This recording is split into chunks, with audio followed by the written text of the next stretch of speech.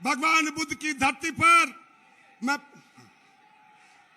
माननीय प्रधानमंत्री जी का स्वागत करता हूं, अभिनंदन करता हूं, वंदन करता हूं। निवेदन करता हूं आदरणीय उत्तर प्रदेश के उप मुख्यमंत्री आदरणीय केशव मौर्य जी से, भारतीय जनता पार्टी के जिला अध्यक्ष अनीता त्रिपाठी जी से, अपना दल यस के कार्यकारी अध्यक्ष भाई आशीष जी से माननीय प्रधानमंत्री जी का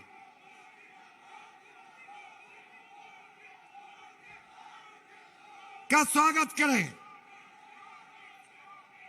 अपने पांचों प्रत्याशियों से, अपने सभी जिला अध्यक्ष से निवेदन करूंगा। अब मैं निवेदन करता हूं आदरणीय उत्तर प्रदेश के उप मुख्यमंत्री आदरणीय केशव मौर्य जी से, आए और उमड़े हुए जन सैलाब से आशीर्वाद दें। जरा दोनों हाथ ऊपर उठा करके बोलिए भारत माता की, भारत माता की जय श्री राम, शीतला मैया की। मैं भारत के यशस्वी प्रधानमंत्री, गरीबों के मसीहा का मां शीतला और भगवान तथागत बुद्ध और भगवान कामतानाथ स्वामी की धरती से आए हुए तमाम सारी यह जनता जनार्दन की ओर से माननीय प्रधानमंत्री जी का तालियों की गड़गड़ाहट के साथ हम सब लोग स्वागत करते हैं। मैं माननीय प्रधानमंत्री जी अपनी जन्मभूमि में, अपने गृह जनपद में आपका हार्दिक स्वागत करता हूं, अभिनंदन करता हूं। आपके आगमन को लेकर के यहां का बच्चा बच्चा आतुर रहता है। मंच पर हमारे पांचों प्रत्याशी भाजपा और अपना दल गठबंधन के वह भी मौजूद है। हमारे दोनों माननीय सांसद, हमारे जिला अध्यक्षगण और सभी वरिष्ठ पदाधिकारी, और सब की ओर से लंबी बात करने की जरूरत नहीं। आप सब बताइए, आने वाली 27 तारीख को, दोनों हाथ उठा के बताइए, 27 तारीख को कमल खिलाने का काम करोगे? 27 तारीख को कमल खिलाने का काम करोगे? कप प्लेट वाले प्रत्याशी को कप प्लेट पर वोट देकर के विजयी बनाने का काम करोगे? आज हमारी धरती पर गरीबों के मसीहा आए हैं, किसानों के भविष्य आए हैं, नौजवानों के उज्जवल भविष्य आए हैं, जिन्होंने आत्मनिर्भर भारत बनाने का मार्ग प्रशस्त किया है। आज मैं आप सब लोगों से लंबी बातें करने की आवश्यकता न महसूस करते हुए मैं भी आप सबके बीच में माननीय प्रधानमंत्री जी को सुनना चाहता हूं, और आप सब भी बताइए माननीय प्रधानमंत्री जी को सुनना चाहते हैं। इसलिए बिना व्यवधान डाले मैं एक बार फिर से कौशाम्बी की धरती पर माननीय प्रधानमंत्री जी का स्वागत करते हुए सादर हम सबको आशीर्वाद और मार्गदर्शन देने के लिए आमंत्रित करता हूं। माननीय प्रधानमंत्री जी,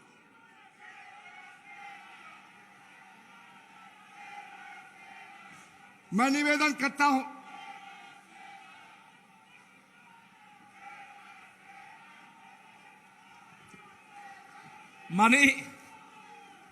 माननीय प्रधानमंत्री जी की आज्ञा हुई है मेरे लिए कि मैं पूरी बातें आप सबके सामने संक्षेप में रख दूं। मैं आप सभी यहां पर उपस्थित जन सैलाब के सामने यह निवेदन करना चाहता हूं, 2012 से 2017 समाजवादी पार्टी के कार्यकाल में जो गुंडागर्दी हुई थी, याद है कि नहीं याद है? जो अपहरण होते थे, याद है? जो जमीन पर कब्जे होते थे, याद है? जो गरीबों की बेटियों को भी उठा ले जाने का पाप करते थे, वो याद है? मैं आप सबके सामने आज यहां पर कहना चाहता हूं, 2017 में माननीय प्रधानमंत्री जी की अपील पर जब आपने कमल खिलाया, गुंडे कहीं दिखाई देते हैं क्या? दिखाई देते हैं क्या? अगर गुंडागर्दी खत्म हुई है तो कमल के फूल ने खत्म किया है कि नहीं किया है?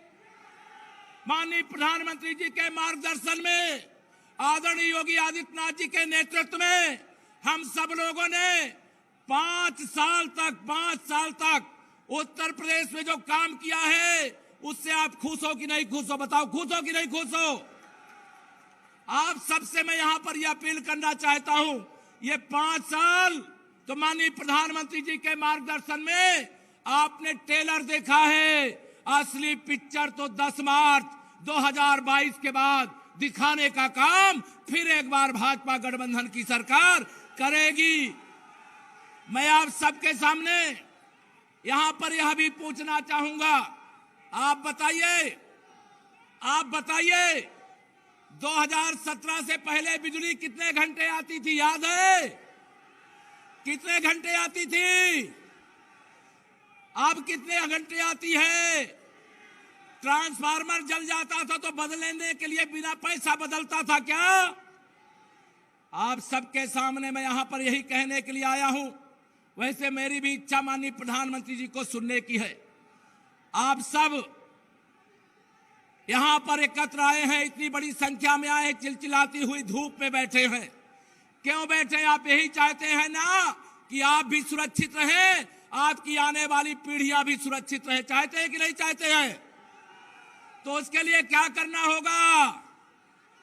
27 तारीख को कमल के फूल कप प्लेट वाले बटन के सामने दबा, चुनाव चिन्ह के सामने बटन दबा करके भारतीय जनता पार्टी और गठबंधन के प्रत्याशियों को ऐतिहासिक अंतर से विजयी बना करके, जो साइकिल के माध्यम से उत्तर प्रदेश को रौंदने का काम किए हैं, जो कल भगवान बुद्ध की धरती पर श्री अखिलेश यादव आए थे, उन्होंने भगवान बुद्ध की मूर्ति को ठोकर मारते हुए चांदी का मुकुट पहनने का काम किया है। इस अपराध की सजा 27 तारीख को यहां पर और बाकी के चरणों में देने का काम पूरे प्रदेश की जनता करेगी।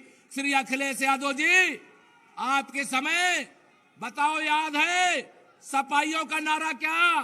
सपा जब सरकार में होती है, सपा का नारा खाली प्लाट हमारा रहता था कि नहीं रहता था? जिस गाड़ी में सपा का झंडा, उस गाड़ी में बैठा गुंडा रहता था कि नहीं रहता था? थाने और तहसील को गुंडे अपराधी चलाते थे कि नहीं चलाते थे? गरीबों का कभी वो ध्यान रखे क्या? आपने 2014 में माननीय श्री नरेंद्र मोदी जी को, जो गरीब माँ बाप के बेटे हैं, गरीबों का दर्द समझते हैं और उस दर्द को दूर करने के लिए 2014 से लेकर के 2022 तक आप बताइए मेरे गरीब भाई बहनों, मेरी माताओं, आपके जीवन में परिवर्तन आया है कि नहीं आया है?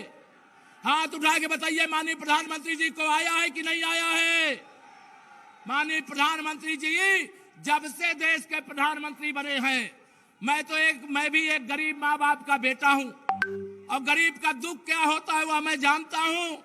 लेकिन गरीबों के दुख को जानने वाले आज हमारे पास माननीय प्रधानमंत्री जी हैं। ये सारे विरोधी मिलकर के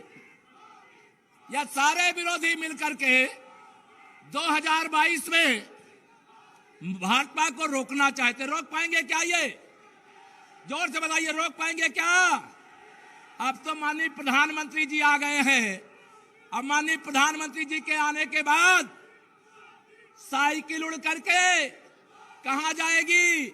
सैफई से बंगाल की खाड़ी की ओर जाएगी। ऐसा विश्वास रखते हुए, बहुत लंबी बातें ना करते हुए, मैं माननीय प्रधानमंत्री जी से प्रार्थना करूंगा, यह सब आपको सुनने को आतुर हैं। आप कृपया अपना उद्बोधन देने की कृपा करें। खड़े होकर के तालियों की गड़गड़ाहट के साथ मोदी मोदी मोदी मोदी। बहुत बहुत धन्यवाद। शीतला माता की, शीतला माता की, कड़ा देवी की, कड़ा देवी की, कौशाम्बी के सब भाई बहन लोग के जय सिया राम। ये धरती संत मलुकदास, माता रत्नावली और दुर्गा भाभी जैसे महान व्यक्तित्वों की धरती है। मां गंगा और यमुना से सिंचित इस पावन धरती और यहां के लोगों का मैं आदरपूर्वक अभिनंदन करता हूं, प्रणाम करता हूं।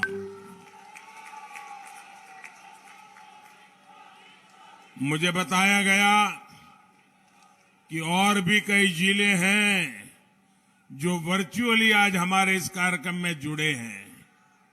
मैं उन सबका भी आदरपूर्वक स्वागत करता हूं और मैं उनसे क्षमा भी मांगता हूं कि मैं उन तक वर्चुअली पहुंच पा रहा हूं।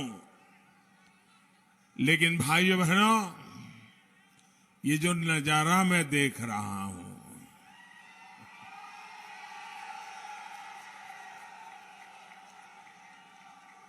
दूर दूर तक लोग ही लोग हैं।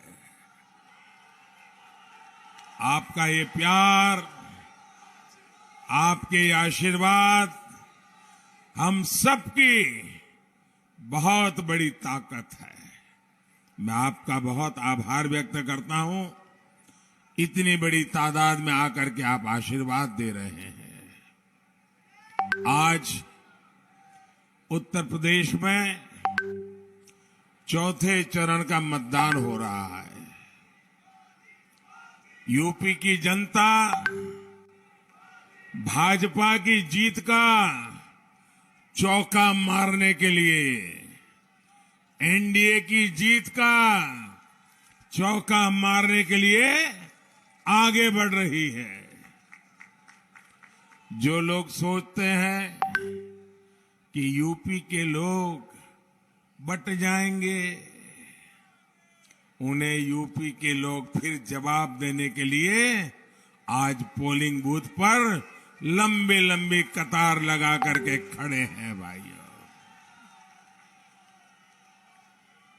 सुनाई नहीं दे रहा है? सुनाई दे रहा है ना? आपने हाथ ऊपर किया, अच्छा से आपका प्यार था।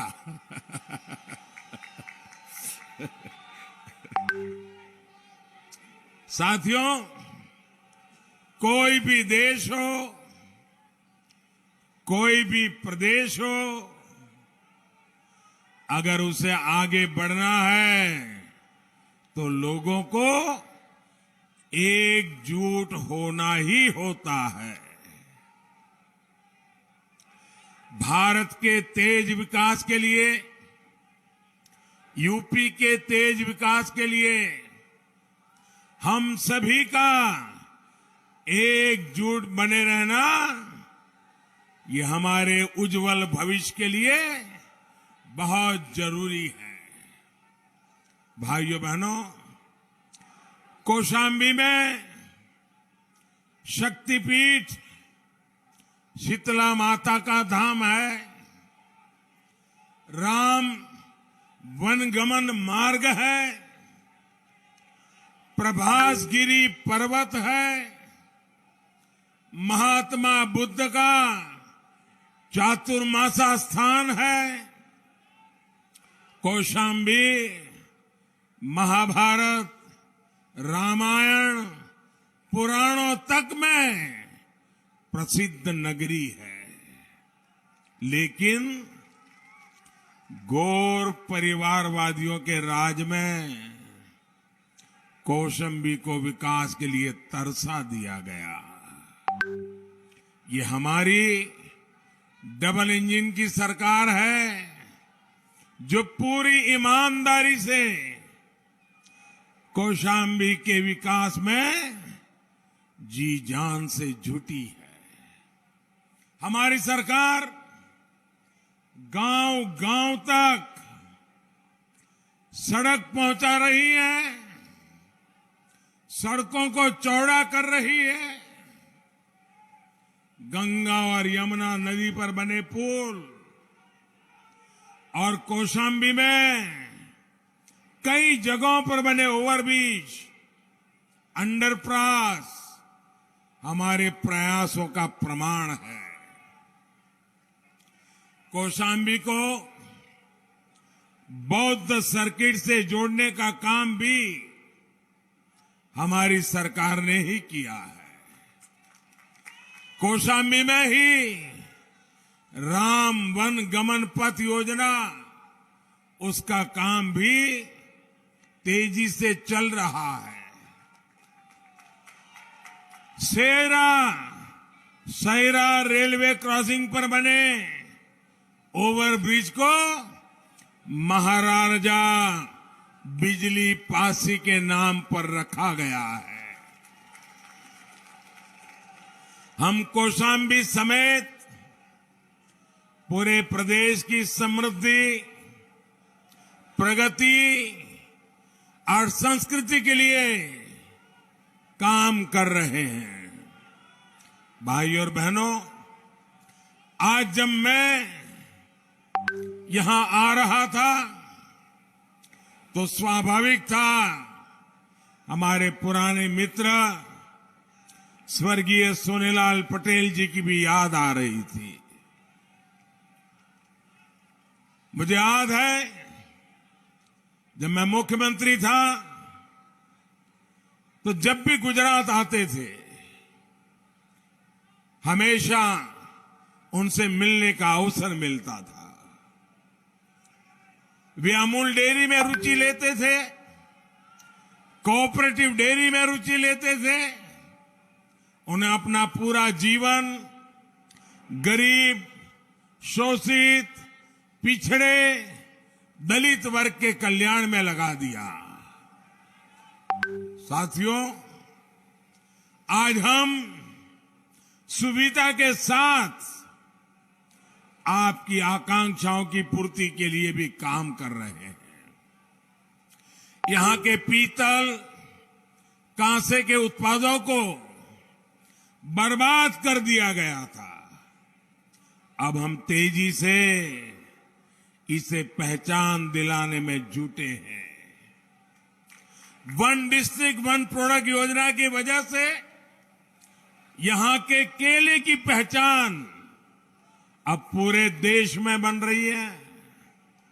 साथियों, बिना भेदभाव यूपी के हर क्षेत्र का विकास, हर वर्ग का विकास भाजपा की डबल इंजन की सरकार की प्राथमिकता है।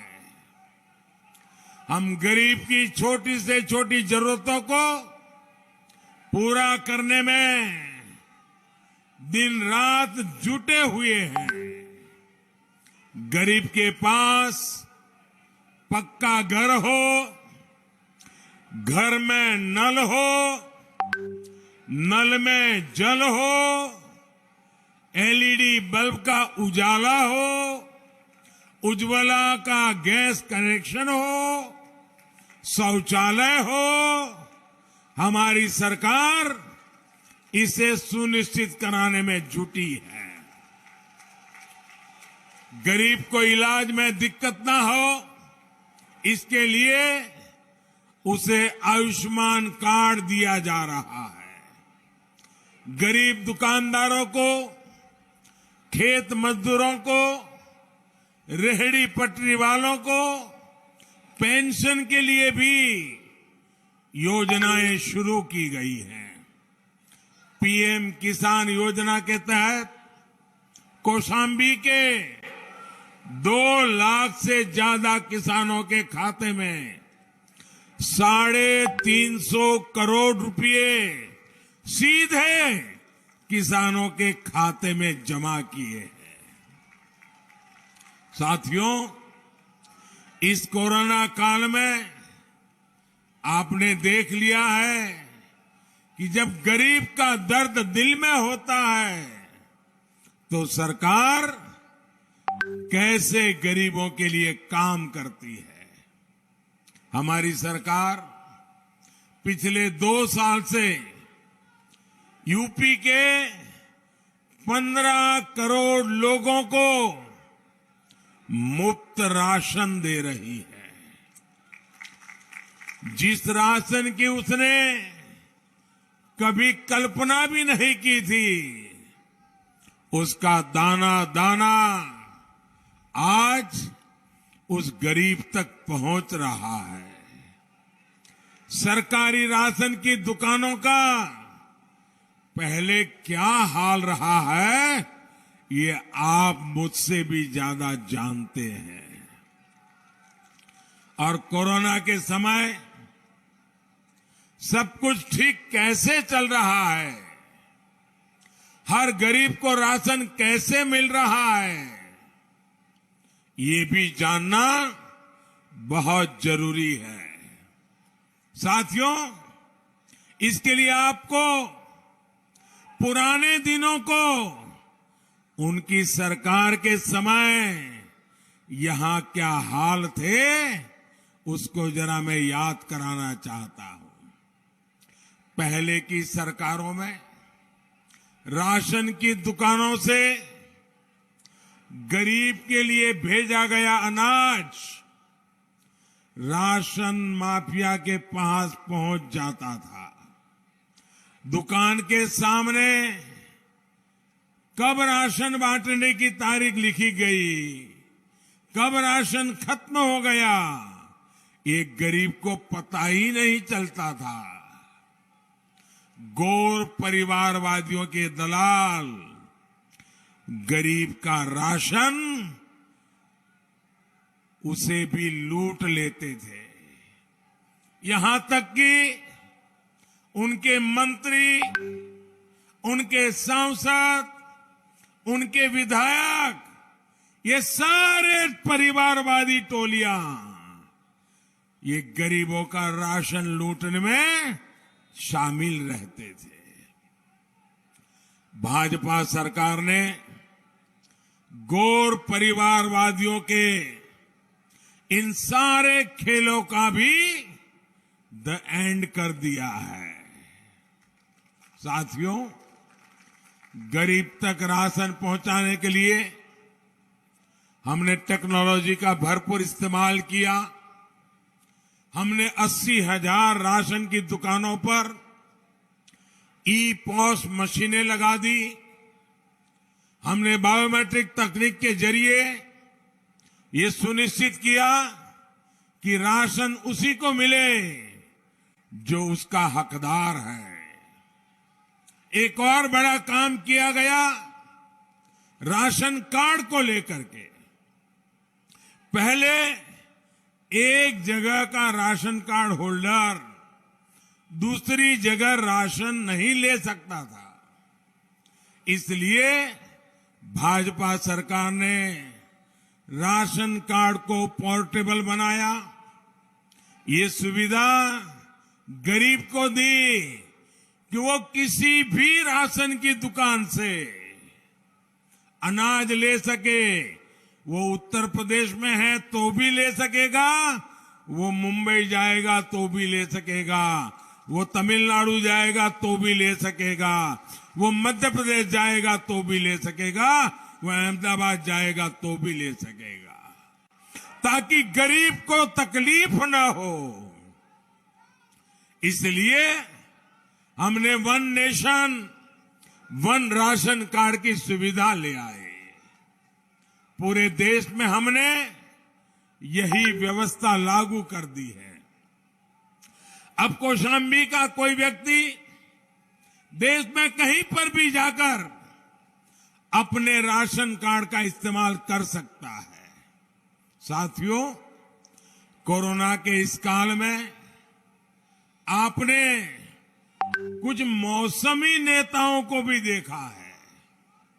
कोरोना आया तो गायब हो गए, कोरोना कंट्रोल हुआ तो फिर आ गए, चुनाव आया तो आ गया, चुनाव खत्म तो विदेश चलो। जब लोग महामारी में परेशान थे तो वो गायब थे, चुनाव आया तो घर से बाहर निकल आए। ये लोग यूपी की जनता को वैक्सीन लगवाने के खिलाफ भड़काते रहे और जब अपनी बारी आई तो चुपचाप वैक्सीन लगवा ली। ऐसे मौसमी नेताओं को यूपी की जनता पूरी तरह पहचानती है। साथियों, ये मौसमी नेता 10 मार्च के बाद फिर घूमने निकल जाएंगे। वहीं भाजपा सरकार यूपी में स्वास्थ्य सेवाओं को बेहतर बनाने के उसके लिए लगातार नई नई योजनाओं के साथ, नए नए प्रकल्पों के साथ, नई ऊर्जा के साथ आप सबकी चिंता कर रही है। यहां कौशाम्बी के मंजनपुर में बन रहा medical college, trauma centre, Kaushambi जिला अस्पताल में ऑक्सीजन प्लांट, सिराथू में मिनी ऑक्सीजन प्लांट हमारे इसी संकल्प को साबित करता है। भाई और बहनों, यूपी का कोई व्यक्ति भूल नहीं सकता कि पिछली सरकार में जमीन परिवारवादियों का शासन था तो क्या क्या होता था। कानून व्यवस्था पंगु बना दी गई थी। गुंडे माफिया खुलेआम जमीनों पर कब्जा कर लेते थे।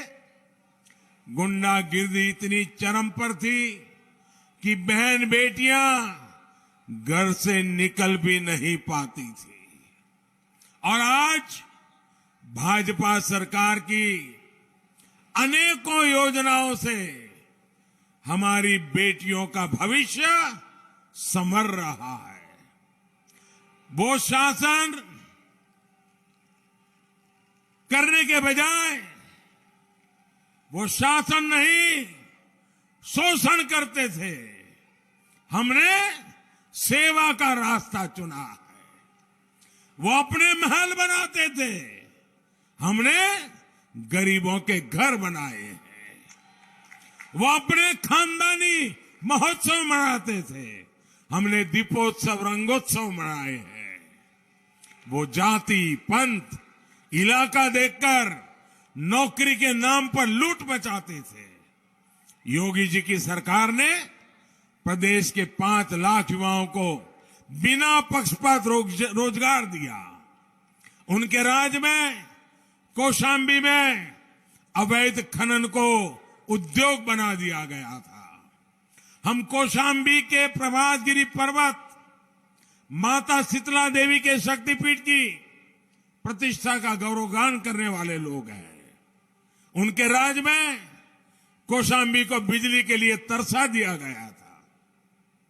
आज हर गांव में बिजली है, भरपूर बिजली मिलती है। इनके राज में घोटालों का ही राज था। खनन घोटाला, खाद्यान्न घोटाला, एम्बुलेंस घोटाला, रिवर फ्रंट घोटाला, आज राज्य की एक एक पाई जनता की भलाई में लग रही है। उनके राज में ट्रांसफर पोस्टिंग उद्योग बन गया था। आज हुनर का सम्मान हो रहा है और जिले जिले उद्योग लग रहे हैं। साथियों, इन गौर परिवारवादियों का इतिहास गवाह है कि इन लोगों के हाथ में कभी यूपी की सुरक्षा नहीं दी जा सकती। इनके शासन के दौरान यूपी में एक के बाद एक आतंकी हमले हुए। दुर्भाग्य से इन धमाकों के आतंकियों को कड़ी सजा के बजाय समाजवादी सरकार ने उनकी रिहाई के लिए जमीन आसमान एक कर दिया। और साथियों, अभी आपने देखा है कि अहमदाबाद सीरियल ब्लास्ट में जो लोग शामिल थे, ऐसे आतंकियों को फांसी की सजा सुनाई गई है। आप मुझे बताइए, निर्दोषों को, मारने वालों को कानून से सजा मिलनी चाहिए कि नहीं मिलनी चाहिए? कानून ने कानून का काम करना चाहिए कि नहीं करना चाहिए? आतंकवादियों को जड़ से उखाड़ना चाहिए कि नहीं करना चाहिए? देश को बर्बाद करने जो आतंकी निकले थे, उन्हें अदालत ने पूरी जांच पड़ताल के बाद अनेक वर्षों तक केस चला, बहुत बारीकी से जांच पड़ताल हुई और उसके बाद अदालत ने पिछले सप्ताह सजा दी है। अब मुझे बताइए, निर्दोष लोगों को मारने वाले आतंकियों को सजा हुई, आपको अच्छा लगा? आपको अच्छा लगा? आपको अच्छा लगा? सजा होनी चाहिए थी कि नहीं होनी चाहिए थी? फांसी मिली तो ज्यादा अच्छा लगा कि नहीं लगा? न्यायपालिका ने सजा दी, अच्छा लगा कि नहीं लगा? आप सबको अच्छा लगा ना? गुनहगार को सजा मिली, आपको अच्छा लगा ना? पूरे देश को अच्छा लगा। लेकिन इन गौर परिवारवादियों में से किसी ने भी देश हित से जुड़े इतने महत्वपूर्ण फैसले का स्वागत तक नहीं किया। उनके मुंह पे ताले लग गए। भाइयों, ये क्यों चुप है? न्यायपालिका ने सजा दी है, निर्दोषों को मारने वालों को सजा दी है, 56 लोगों को मार दिया गया था। आपके मुंह पर ताला क्यों लग गया भाई? ये लोग आतंक के सामने आंख पर पट्टी बांधकर बैठ जाने वाले लोग हैं। ये लोग देश हित को दांव पर रखकर वोट खोजते रहते हैं और इसलिए ये आतंक को कभी खत्म नहीं कर सकते। और साथियों, आज मैं आपसे एक और बात कहूंगा।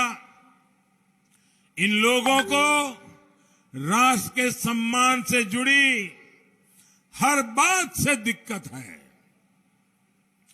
आजादी के बाद राष्ट्र को मजबूती देने का सबसे बड़ा काम अगर किसी ने किया है तो सरदार वल्लभ भाई पटेल ने किया है। सरदार पटेल के सम्मान में हमने दुनिया की सबसे ऊंची प्रतिमा बनाई है, सबसे ऊंची। स्टैच्यू ऑफ यूनिटी हर देशवासी को एकता का, एकजुटता का संदेश देती है। देश विदेश से लोग सरदार साहब की प्रतिमा को देखने के लिए आते हैं। मुझे याद है, यहां उत्तर प्रदेश से भी बहुत से हमारे भाई बहन सरदार साहब की इस प्रतिमा को नमन करने के लिए गुजरात जाते हैं। लेकिन मुझे देखकर बहुत अफसोस होता है कि गौर परिवारवादियों के पास सरदार साहब को नमन करने का समय नहीं है, उनकी इज्जत करने का समय नहीं है। उन लोगों के पास विदेश घूमने के लिए समय है, बहुत समय है, लेकिन सरदार साहब से नाम सुनते ही दूर भागते हैं। भाइयों बहनों, मैं कल यहां कौशाम्बी का ही एक वीडियो देख रहा था, यहीं का वीडियो था। ये गौर परिवारवादी किस तरह दलितों का अपमान करते हैं, ये उस वीडियो में साफ दिखाई देता है। इन गौर परिवारवादियों को भगवान गौतम बुद्ध की प्रतिमा तक स्वीकार करना गंवारा नहीं है। ये भगवान बुद्ध का अपमान है कि नहीं है? अपमान है कि नहीं है? ये दलितों का अपमान है कि नहीं है? ये पिछड़ों का अपमान है कि नहीं है? ये गरीबों का अपमान है कि नहीं है? लेकिन उनको भगवान बुद्ध की प्रतिमा लेने का तो मन नहीं करता है, लेकिन चांदी का मुकुट देखा तो मुंह में पानी छूट गया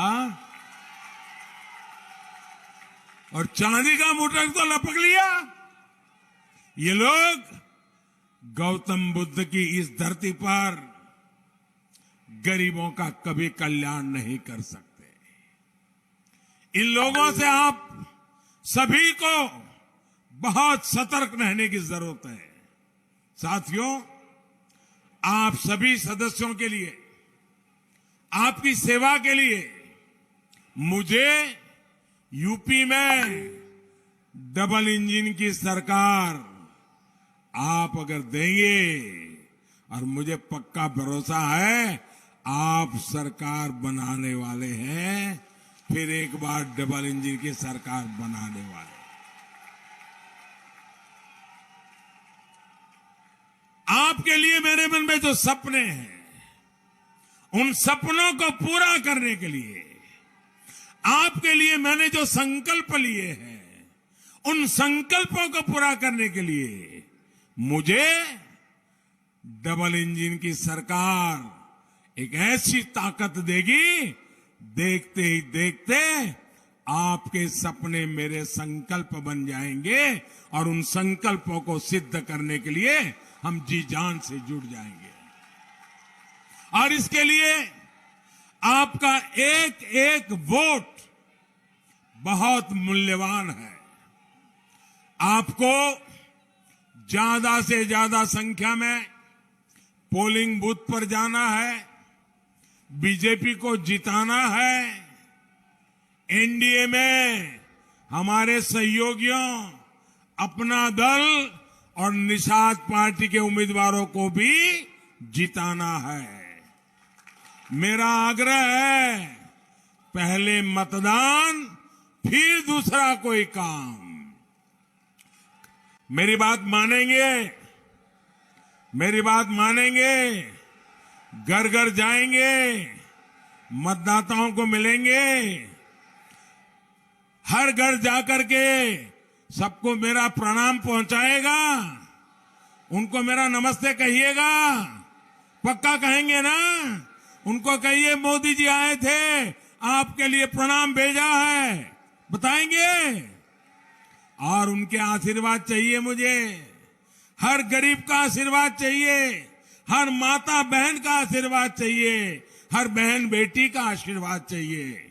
और इसके लिए आप सब मेरे साथी, इतनी तादाद में आए हुए मेरे भाई बहन, एक एक घर जाकर के लोगों को चुनाव के दिन मतदान के लिए ले आइए, कमल के निशान पे बटन दबाइए और फिर एक बार डबल इंजन की सरकार बनाइए।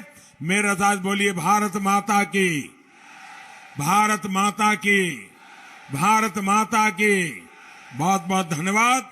सभी उम्मीदवारों से मेरी प्रार्थना है, उम्मीदवार सभी आगे आ जाएं।